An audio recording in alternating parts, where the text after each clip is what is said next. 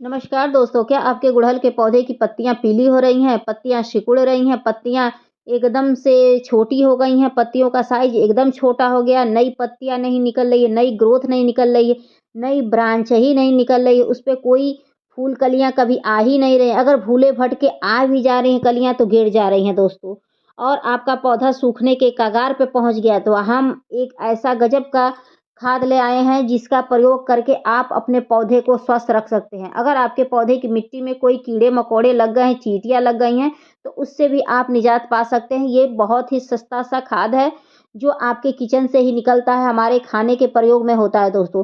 तो इसका प्रयोग अगर आप अपने पौधे पर करते हैं, तो आपका पौधा 100% स्वस्थ रहेगा और बहुत ही अच्छा ग्रोथ भी होगा और फूल वगैरह देगा दोस्तों। तो इसका प्रयोग आप हर तरह के फूल में कर सकते हैं, चाहे गेंदा हो, गुड़हल हो, चमेली हो, चंपा हो, गुलाब हो या फल वाले हो, सब्जी वाले हो, हर तरह के आप पौधे में इसका प्रयोग कर सकते हैं, बेझिझक कर सकते हैं और इसका आप असर देखिएगा, बहुत जल्दी इसका असर आपको देखने को मिलेगा। और सबसे पहले बता दें कि अगर जिस पौधे में कभी कलियाँ नहीं बनी हों, तो कलियाँ बननी शुरू हो जाएगी। अगर आप नर्सरी से पौधा खरीद के लाते हैं, उसकी ग्रोथ रुक जाती है, 1-2 बार फूल देता है, उसके बाद फूल देना भी बंद कर देता है, ग्रोथ भी बंद कर देता है, दुनिया भर की समस्याओं से ग्रसित हो जाता है आपका पौधा। तो उस रूप में हम खाद डालने की सोचते हैं, तो सबसे बढ़िया ये खाद है, ऑर्गेनिक है, इसका प्रयोग आप करिएगा और उसके बाद देखिएगा आपका पौधा ग्रोथ करने लगेगा दोस्तों।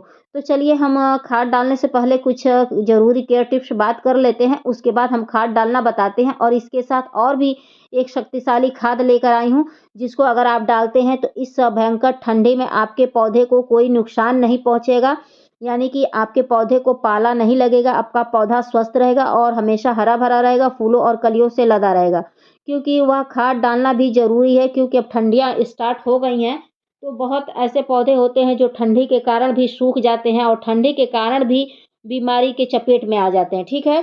तो आज मैं डबल खाद लेकर आ रही हूँ जिसका आप प्रयोग करिए और अपने पौधे को स्वस्थ रखिए हर तरह से, उसके बाद कलियों और फूलों के लिए रेडी रखिए। तो चलिए हम केयर टिप्स की बात करते हैं दोस्तों। तो बता दें कि जो भी फूल वाले पौधे होते हैं, उन्हें ऐसी जगह रखिए जहाँ पूरे दिन की धूप लगती हो। तो वैसी जगह अगर रखते हैं तो आपका पौधा स्वस्थ रहता है। अगर फूल वाले पौधे को आप सेमी शेडी एरिया में दे देते हैं, तो वह पौधा कतई स्वस्थ नहीं रहेगा और नहीं तो ये फंगस कीड़े-मकोड़े के चपेट में आकर धीरे-धीरे करके वह सूख जाएगा दोस्तों। तो जो भी फूल वाले पौधे होते हैं, उन्हें समझिए कि फुल सनलाइट बहुत ही प्रिय होती है। अगर आप फुल सनलाइट में नहीं रखते हैं तो कतई विकास नहीं करेगा, क्योंकि सूरज की रोशनी से ही ये अपना भोजन बनाते हैं, ठीक है दोस्तों?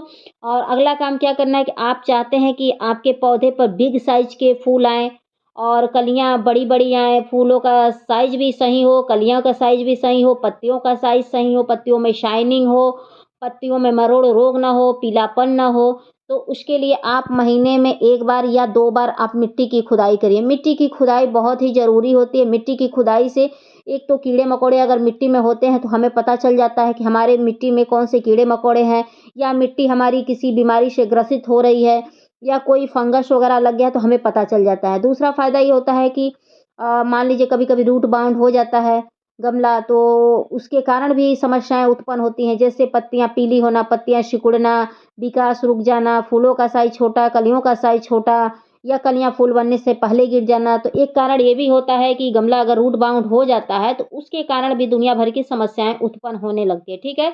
तो आप मिट्टी की खुदाई करेंगे, तो उससे हमें पता चल जाएगा, तो हम समय रहते इलाज भी कर लेंगे। अगर रूट बाउंड हुआ रहेगा, तो हम दोबारा उसको रिपोर्टिंग भी करेंगे समय अनुसार। ठीक है दोस्तों? उसके बाद अगला काम क्या करना है कि जब भी आप पानी अपने पौधों को दें, तो मिट्टी को चेक करके दें। अगर मिट्टी में नमी हो, तो पानी कतई ना दें।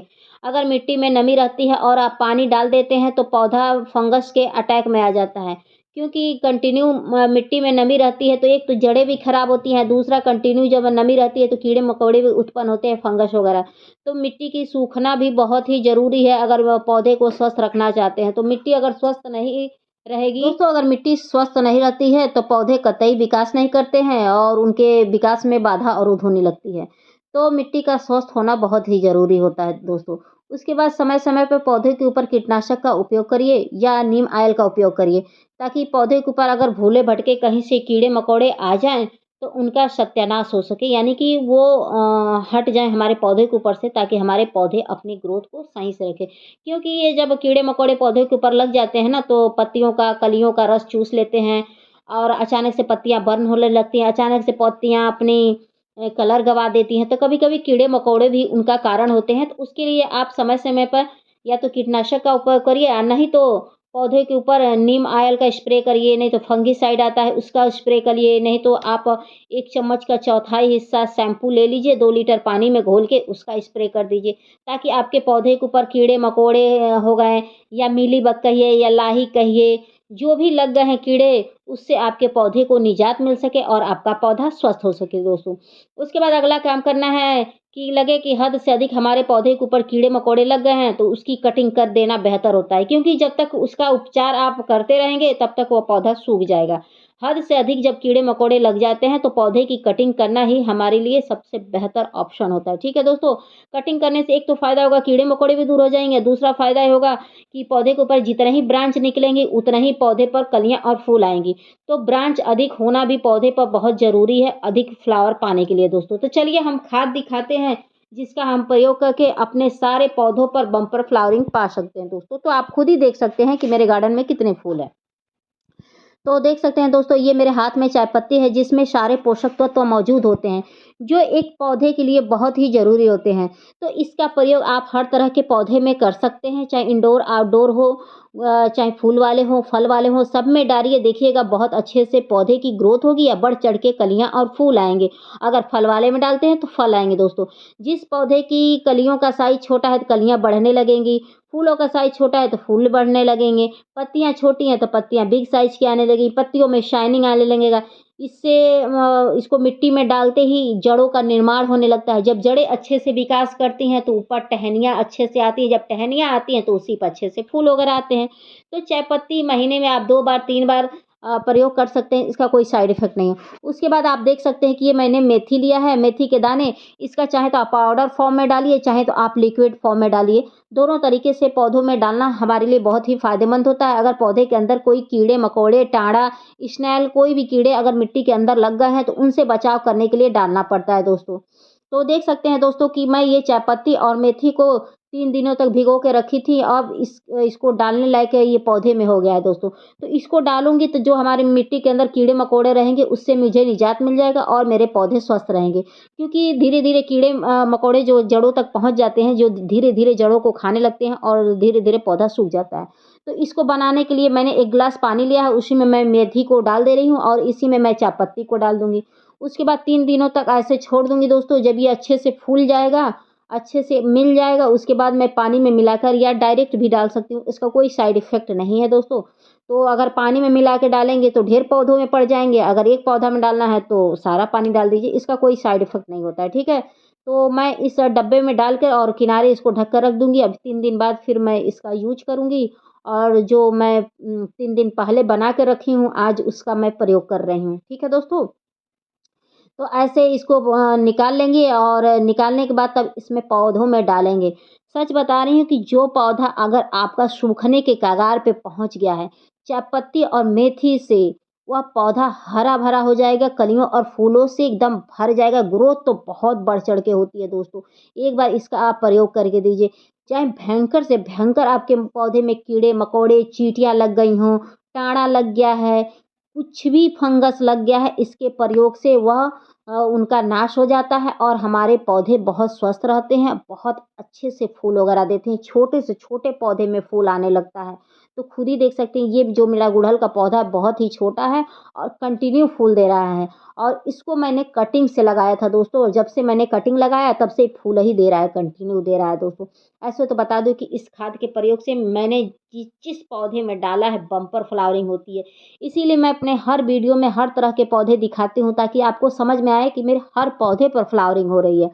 तो इसको डालने के लिए क्या करना है कि पीली पत्तियाँ पौधे के ऊपर से हटा दीजिएगा ताकि पौधे के ऊपर गिरेंगी तो वह कीड़े-मकोड़ों को आकर्षित करेंगी। तो पीली पत्तियाँ हों उनको सबसे पहले हटा दीजिए और 1 दिन पहले मिट्टी की खुदाई करके मिट्टी को अच्छे से सुखा दीजिएगा। सुखा देंगे तो ज़्यादा अच्छा रहेगा। अगर गीली मिट्टी में डालते हैं तो उतना असर नहीं करता है। लेकिन अगर वही खाद सूखी मिट्टी में डालते हैं तो बहुत तेज़ असर करता है। तो मैंने 1 दिन पहले इसकी मिट्टी की खुदाई की थी। अब ये मिट्टी मेरी अच्छे से सूख गई है और जड़ों को भी थोड़ी-सी ताकत मिल गई। अब मैं इसमें इस पानी को डाल दूँगी और इसके बाद एक खाद और दिखाती हूँ, जो बहुत ही ताकतवर होती है और इस भयंकर आने वाली ठंडी में पौधों को बचा सकती है। क्योंकि ठंडी में अक्सर पौधों को पाला वगैरह लग जाता है, पौधे सूख जाते हैं। तो देख सकते हैं ये सरसों का खली है, जिसको मुझे भिगोए हुए 10 दिन से ऊपर हो गया है। इसका पतला लिक्विड मैं लेकर अपने पौधों में डाल रही हूँ दोस्तों। तो आप भी इसका पतला से पतला लिक्विड डालिएगा और देखिएगा आपके पौधों को कभी ठंडी नहीं लगेगी, इस ठंडी से बचाया जा सकता है। जो पौधा आपका डोरमेंसी में पहुँचने वाला है, उसमें भी डाल देंगे तो गर्माहट मिट्टी में रहेगी तो आपके पौधे डोरमेंसी में नहीं जाएँगे, वह फूल वगैरह देंगे।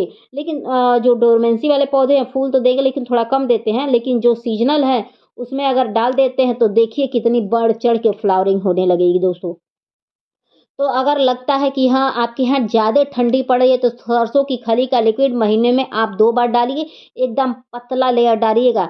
मोटा अगर डालेंगे मिट्टी के अंदर तो कीड़े-मकोड़े उत्पन्न हो जाएँगे। एक व्हाइट-व्हाइट कीड़े होते हैं जो उत्पन्न हो जाते हैं।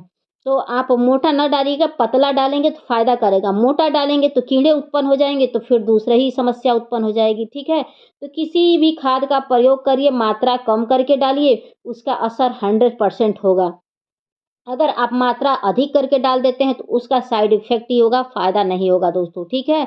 तो एक बार आप सरसों की खली का लिक्विड डालिए ही डालिए। अगर लिक्विड नहीं डाल सकते हैं तो इसका चाहें तो आप पाउडर फॉर्म में डाल सकते हैं। इसको मिक्सी जार में पीस लीजिए, पीसने के बाद आप अपने हर तरह के पौधे में पौधे की मिट्टी में मिला दीजिएगा, ऊपर से पानी डाल दीजिएगा, वो भी फ़ायदा करेगा, उसका कोई साइड इफ़ेक्ट नहीं है। लेकिन 1 चम्मच डालिएगा, एक पौधे में 1 चम्मच, ठीक है? अधिक नहीं। अगर लिक्विड डालते हैं तो भी बहुत अच्छे से फ़ायदा करेगा। ग्रोथ तो इसको डालने से ग्रोथ तो बढ़-चढ़ के होने लगती है पौधों पर। तो ये गुलाब के लिए बहुत बेहतर खाद है। अगर गुलाब में अगर आप चाय पत्ती डाल देते हैं, मेथी और ये सरसों की खली तो बता तो रहे हैं कि गुलाब के लिए तो एकदम समझिए कि आप उसको अमृत पिला देंगे, अगर गुलाब के पौधे में डाल दे रहे हैं। गुलाब पर जब कभी कली ना बनी हो, उसमें डाल के देखिएगा दम बन बढ़-चढ़ के कलियाँ आने लगेंगी और फूल की तो बम्बार लग जाएगी। एक भी कली फेल नहीं होगी, बिना फूल दिए वो मानेगी नहीं। तो इसका प्रयोग मैंने अपने हर पौधे में किया है और मैं हमेशा करती हूँ, डेली वेस्ट पे करती हूँ। लेकिन डेली करती हूँ तो हर एक नए पौधे में करती हूँ, एक ही पौधे में डेली खाद मैं नहीं डालती हूँ, ठीक है दोस्तों? तो एक ही पौधे में नहीं डालना, अलग-अलग पौधे में डालिए और इसी खाद का प्रयोग करिए। वीडियो पसंद आएगी तो please like, subscribe, comment and share ज़रूर करिएगा। Thank you.